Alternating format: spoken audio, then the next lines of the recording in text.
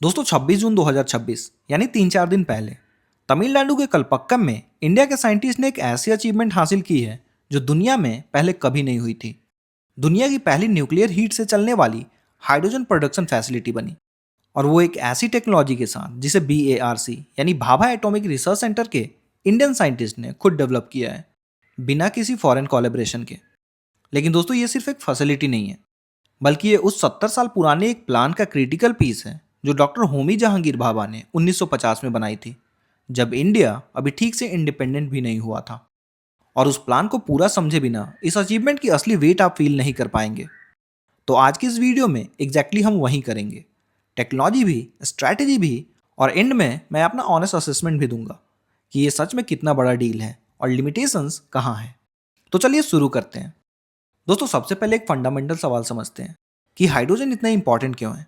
तो देखिए, clean energy problem actually एक स्टोरेज प्रॉब्लम है।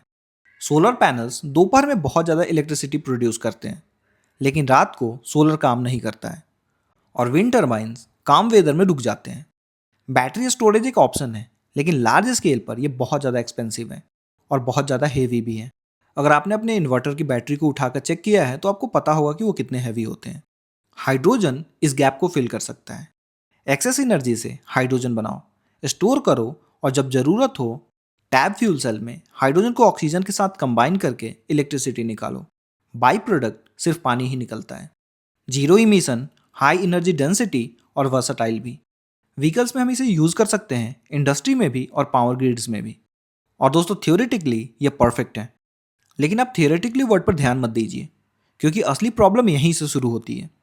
आज दुनिया में जो भी हाइड्रोजन बनता है उसका 95% से ज़्यादा फॉसिल फ्यूल से आता है। नेचुरल गैस को रिफॉर्म करते हैं तो ग्रे हाइड्रोजन मिलता है, लेकिन प्रोसेस में CO2 इमिट होती है, यानी ग्रीन एनर्जी के नाम पर कार्बन फुटप्रिंट वहीं रहता है। कोल गैसिफिकेशन से ब्राउन हाइड्रोजन बनता है, लेकिन वो और भी ज़्यादा पॉल्यूटिंग है। ग्रीन हाइड्रोजन यानी रिन्यूएबल सोर्सेज से वाटर को स्प्लिट करके बनाया गया हाइड्रोजन आइडल है, और हमें यही चाहिए। लेकिन इसे बनाना टेक्निकली और इकोनॉमिकली बहुत ज़्यादा चैलेंजिंग है।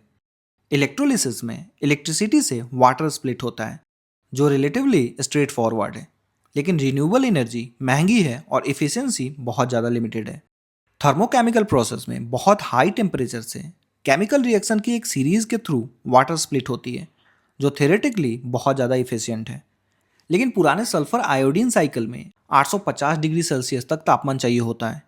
और दोस्तों 850 डिग्री सेल्सियस एक बहुत ज़्यादा एक्सट्रीम टेम्परेचर है, और इसे सस्टेनेबल जनरेट करना किसी भी अवेलेबल कमर्शियल रिएक्टर से पॉसिबल नहीं है। तो ग्लोबली एक ओपन इंजीनियरिंग प्रॉब्लम थी, high efficiency thermochemical hydrogen production को किसी प्रैक्टिकल हीट सोर्स से कैसे कपल करें। और यहीं इंडिया ने वो किया जो किसी ने नहीं किया। हाँ, मुझे पता है कि यहाँ पे मैं बहुत ज़्यादा केमिस्ट्री पढ़ा रहा हूँ, बट इसे समझने के लिए हमें ये जानना जरूरी था। अब BARC यानी Bhabha atomic research centre Mumbai India के न्यूक्लियर साइंस का वो बैकबोन इंस्टीट्यूट है जहाँ से इंडिया के न्यूक्लियर प्रोग्राम की हर मेजर इनोवेशन निकलती है। BARC के साइंटिस्ट ने एक entirely indigenous thermochemical cycle develop किया है, जिसे कॉपर क्लोरीन साइकिल या फिर CuCl कहते हैं। इसमें कॉपर और क्लोरीन कैटलिस्ट की एक सीरीज ऑफ केमिकल रिएक्शन होती है, जो वाटर यानी H2O को हाइड्रोजन और ऑक्सीजन में स्प्लिट कर देती है।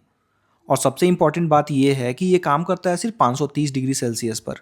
अब 850 से 530 सुनने में स्मॉल डिफरेंस लग सकता है, लेकिन फंडामेंटली बहुत मायने करती है, क्योंकि इंडिया के फास्ट ब्रीडर रिएक्टर में लिक्विड सोडियम कूलेंट होता है, जो अप्रॉक्सीमेटली 500 से 550 डिग्री के रेंज में ऑपरेट करता है।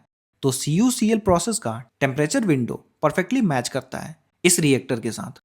कॉपर और क्लोरीन दोनों रिसाइक्लेबल हैं और लूप में वापस आ जाते हैं। कोई वेस्ट नहीं होता, कोई बाई प्रोडक्ट नहीं बनता, एकदम क्लोज्ड लूप है। टोटल राउंड ट्रिप एफिशिएंसी 43 से 47% है, जो थर्मोकेमिकल प्रोसेस के लिए जेन्युइनली इंप्रेसिव नंबर है। 26 जून को IGCR कलपक्कम में फास्ट ब्रीडर टेस्ट रिएक्टर यानी FBTR की heat directly in CuCl plant में फीड होने लगी। DAE के सेक्रेटरी और एटॉमिक एनर्जी कमीशन के चेयरमैन अजीत कुमार ने इसे इनॉग्रेट किया, और IGCAR डायरेक्टर श्री कुमार जी पिल्लई भी उस मोमेंट पर मौजूद थे। ग्लोबली न्यूक्लियर और एनर्जी मीडिया ने इसे सीरियसली कवर किया, क्योंकि ये जेन्युइनली दुनिया का पहला था। दुनिया में पहली बार न्यूक्लियर प्रोसेस हीट से CuCl साइकिल के थ्रू हाइड्रोजन बना था। लेकिन दोस्तों अब रुकिए, क्योंकि अगर आप ये सोच रहे हैं कि ये बस एक हाइड्रोजन प्लांट बना है, इसमें क्या ही बड़ी बात है, तो आप बहुत बड़ी स्टोरी मिस कर रहे हैं। 1950 में डॉक्टर होमी जहांगीर भाभा ने इंडिया के न्यूक्लियर एनर्जी के लिए एक 3 स्टेज प्लान बनाई थी। उस टाइम जब इंडिया के पास यूरेनियम रिजर्व बहुत लिमिटेड थे और nuclear technology globally just develop हो रही थी, उन्होंने देखा कि इंडिया के पास यूरेनियम कम है, सिर्फ ग्लोबल रिजर्व का 1 से 2%, लेकिन थोरियम बहुत ज़्यादा है, क्योंकि दुनिया का 25% थोरियम सिर्फ इंडिया के पास है। तो प्लान था एक स्टेयर केस की तरह। स्टेज 1 में इंडिया के लिमिटेड यूरेनियम से प्रेशराइज्ड हेवी वाटर रिएक्टर चलाओ, इलेक्ट्रिसिटी बनाओ और प्लूटोनियम प्रोड्यूस करो। और ये हो चुका है।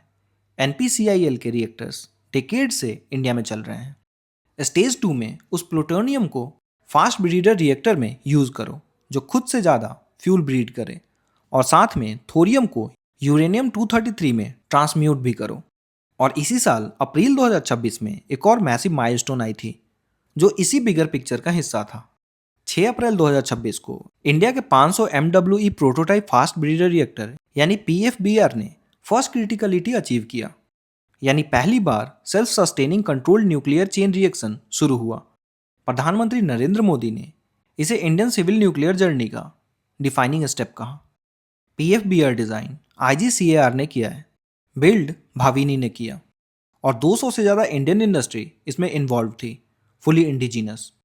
अब स्टेप 3 में PFBR, जो कि यूरेनियम 233 थोरियम से प्रोड्यूस होगा, वो फ्यूचर थोरियम बेस्ड रिएक्टर्स में यूज़ होगा।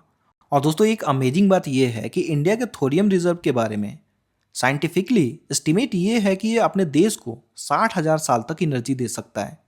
जी हाँ दोस्तों, 60,000 साल सुनने में बहुत ज़्यादा लगता है, लेकिन ये ऑफिशियली एक्सेप्टेड साइंटिफिक एस्टिमेट है। अब दोस्तों पॉइंट कनेक्ट करिए।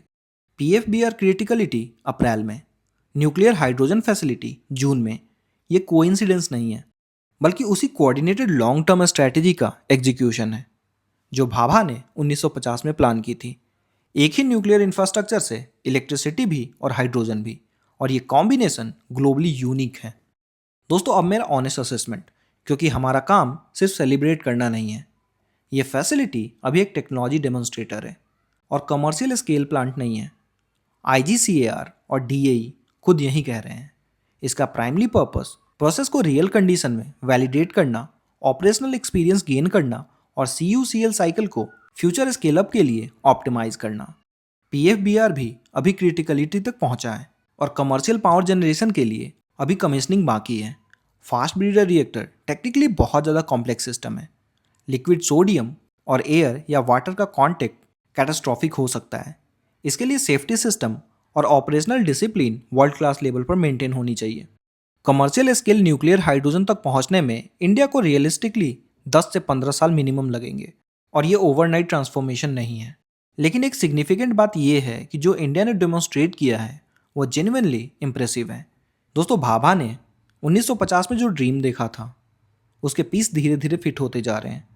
PFBR क्रिटिकलिटी अप्रैल में आई है और न्यूक्लियर हाइड्रोजन फैसिलिटी जून में आई। सब एक ही लार्ज विजन का हिस्सा है।